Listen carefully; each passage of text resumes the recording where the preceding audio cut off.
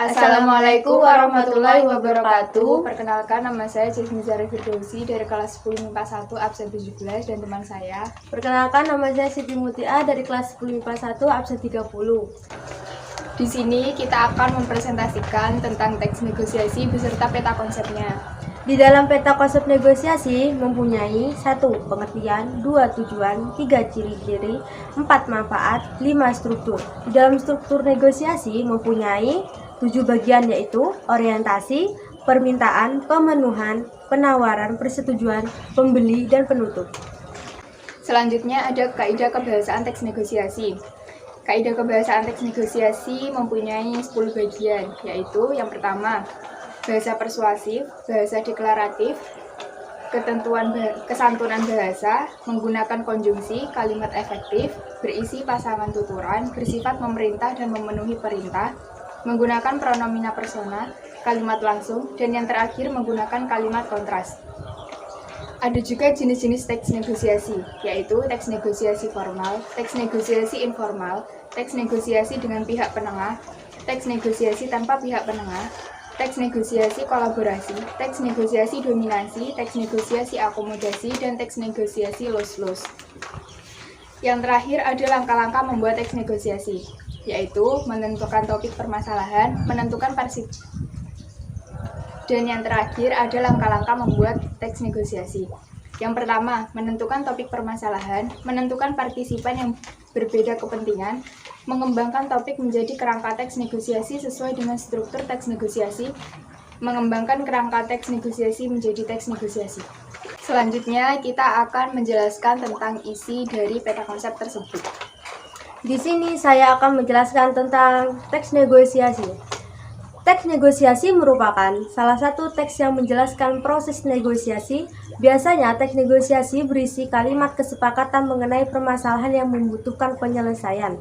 Tentunya teks negosiasi dibuat untuk mengatasi perdebatan sehingga dapat memperoleh suatu penyelesaian tanpa adanya paksaan. Dan untuk yang kedua ada tujuan negosiasi. Tujuan negosiasi mempunyai 1. Mencapai kesepakatan yang memiliki kesamaan persepsi, saling pengertian, dan persetujuan. 2. Mencapai kesepakatan yang memiliki jalan keluar dari masalah yang dihadapi secara bersama. 3. Mencapai kondisi saling menguntungkan dan tidak ada yang dirugikan. 4. Mencapai kesepakatan bersama. Dan yang kelima, mengurangi perbedaan porsi dan konflik pada tiap pihak. Dan untuk yang ketiga ada manfaat negosiasi. Manfaat negosiasi yaitu 1. Terjadinya rasa saling pengertian pada setiap pihak yang bernegosiasi terkait kesepakatan yang akan ditempuh dan efeknya untuk pihak-pihak tersebut. 2. Terjadinya kesepakatan bersama yang saling menguntungkan. 3. Terciptanya interaksi yang positif antar pada setiap pihak-pihak bernegosiasi. Dan untuk yang keempat ada ciri-ciri teks negosiasi. Ciri-ciri teks negosiasi yaitu 1. Menghasilkan kesepakatan atau yang saling menguntungkan. 2. Mengarah pada tujuan praktis. 3. Memprioritaskan kepentingan bersama. 4. Merupakan sarana untuk mencari penyelesaian. Dan untuk yang kelima yaitu ada struktur teks negosiasi.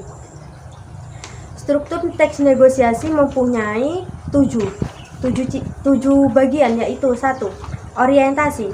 Orientasi merupakan struktur yang berada di awal kalimat. Di dalam bagian orientasi berisi terkait kalimat pembuka, penjelasan latar waktu dan latar tempat, serta pengenalan tokoh terkait. Fungsi orientasi sendiri untuk memberikan gambaran terhadap pembaca terkait situasi yang terjadi dan keadaan yang membuat konflik terjadi, sehingga akan memunculkan negosiasi. Orientasi ini bersifat sebagai pembuka pada kegiatan negosiasi.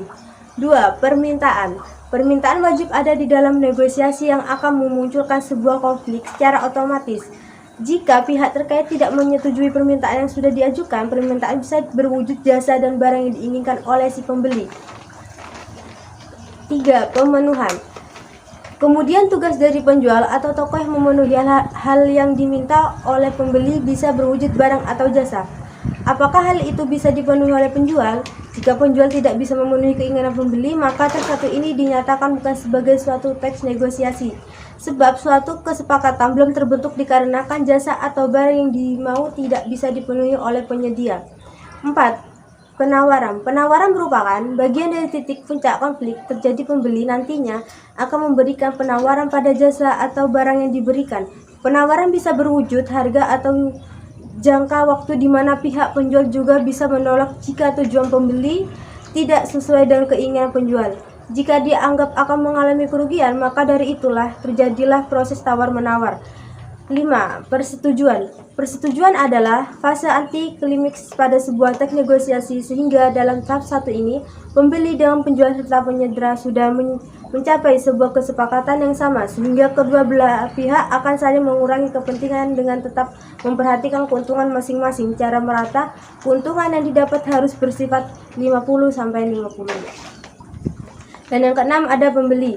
Selepas adanya kecocokan di antara barang atau jasa dengan penawaran yang diberikan, maka akan tercapai suatu pembelian atau transaksi yang dikerjakan di antara penyedia dengan pembeli. Dan untuk yang terakhir, yaitu ada penutup. Kalimat penutup yang dimaksud bisa berupa ucapan terima kasih atau salam berfungsi untuk mengakhiri kegiatan negosiasi. Negosiasi dimulai tanpa adanya permainan tangan maupun beberapa hal yang sifatnya anarki. Dan selanjutnya yang keenam ada kaidah kebahasaan teks negosiasi. Di sini kaidah kebahasaan teks negosiasi mempunyai 10 bagian. Yang pertama, bahasa persuasif. Bahasa persuasif merupakan suatu bentuk bahasa yang digunakan untuk membujuk maupun menarik perhatian. Yang kedua, bahasa deklaratif. Bahasa deklaratif disampaikan dengan pernyataan yang memiliki fungsi untuk memberikan informasi maupun berita mengenai suatu hal. Yang ketiga, ada kesantunan bahasa. Teks negosiasi memiliki ciri bahasa yang santun. Hal ini disebabkan agar tercipta komunikasi yang baik demi tercapainya kesepakatan antara kedua belah pihak yang berkepentingan. Selanjutnya ada menggunakan konjungsi. Konjungsi atau kata penghubung yang digunakan dalam teks negosiasi diantaranya yaitu kalau, begitu, meskipun, dan walaupun. Selanjutnya ada kalimat efektif, yaitu penggunaan kalimat efektif dalam teks negosiasi bertujuan supaya informasi yang disampaikan dapat diterima dengan mudah dan tepat. Selanjutnya berisi pasangan tuturan. Tuturan ialah sebuah kalimat yang dituturkan seseorang untuk menyampaikan maksud dan tujuan tertentu. Tuturan dalam teks negosiasi berupa dialog yang artinya dilakukan oleh dua orang maupun lebih. Contoh pasangan tuturan yaitu ada yang mengucapkan salam dan ada yang membalas salam. Ada yang bertanya dan ada yang menjawab pertanyaan, ataupun tidak. Ada yang menawarkan dan ada yang memenuhi ataupun menolak tawaran. Selanjutnya ada bersifat memerintah dan memenuhi perintah. Dalam sebuah negosiasi terdapat seseorang yang memerintah dan orang yang memenuhi perintah, baik secara langsung maupun tidak langsung. Selanjutnya yaitu menggunakan pronomina persona. Pronomina atau kata ganti merupakan suatu jenis kata yang menggantikan nomina maupun frasa nomina. Contohnya adalah saya, kami, Anda. Yang selanjutnya menggunakan kalimat langsung. Penggunaan kalimat langsung juga digunakan dalam teks negosiasi. Kalimat langsung merupakan kalimat yang menirukan ucapan ataupun yang diutarakan oleh orang lain. Dan yang terakhir, menggunakan kalimat kontras. Penggunaan kalimat kontras berarti menggunakan suatu kalimat perbandingan di dalamnya. Contohnya penggunaan kata keterangan, terlalu, lebih atau kurang, dan seperti. Kemudian ada jenis-jenis teks negosiasi. Yang pertama, teks negosiasi formal. Teks negosiasi formal adalah kegiatan negosiasi yang dilakukan untuk mendapatkan kesepakatan dengan menempuh jalur hukum. Yang kedua, ada teks negosiasi informal. Teks negosiasi informal adalah negosiasi yang bisa dilakukan di mana saja tanpa memerlukan jalur hukum. Yang ketiga, ada teks negosiasi dengan pihak penengah. Maksud dari teks negosiasi dengan pihak penengah adalah negosiasi yang dilakukan oleh dua atau lebih pihak negosiator, sehingga setiap keputusan dan proses negosiasi akan memerlukan pihak penengah yang sifatnya netral. Yang keempat, ada teks negosiasi tanpa pihak penengah. Maksudnya adalah negosiasi yang dilakukan tanpa membutuhkan bantuan pihak penengah dan umumnya hanya terjalin antara dua pihak saja. Kelima yaitu negosiasi kolaborasi. Maksudnya adalah jenis negosiasi di mana seluruh pihak yang terlibat menyuarakan pendapat dan keinginannya, sehingga terjalin kolaborasi kepentingan dan keinginan untuk bisa mendapatkan solusi terbaik. Yang keenam yaitu negosiasi dominasi. Teks negosiasi dominasi adalah jenis negosiasi yang akan menguntungkan salah satu pihak saja dan pihak lainnya tidak banyak mendapatkan keuntungan. Yang ketujuh yaitu negosiasi akomodasi adalah negosiasi di mana setiap pihak yang melakukan negosiasi hanya akan mendapatkan keuntungan yang sedikit, bahkan bisa saja pihak lain mendapatkan keuntungan yang banyak. Dan yang terakhir, yang kedelapan yaitu negosiasi loss-loss. adalah negosiasi yang dilakukan untuk tidak melanjutkan konflik atau konflik baru. Kemudian ada langkah-langkah membuat teks negosiasi. Yang pertama, menentukan topik permasalahan. Yang kedua, menentukan partisipan yang berbeda kepentingan. Yang ketiga, mengembangkan topik menjadi kerangka teks negosiasi sesuai dengan struktur teks negosiasi. Yang keempat, mengembangkan kerangka teks negosiasi menjadi teks negosiasi. Sekian video presentasi teks negosiasi dari kami. Kurang lebihnya mohon maaf. Wassalamualaikum warahmatullahi wabarakatuh.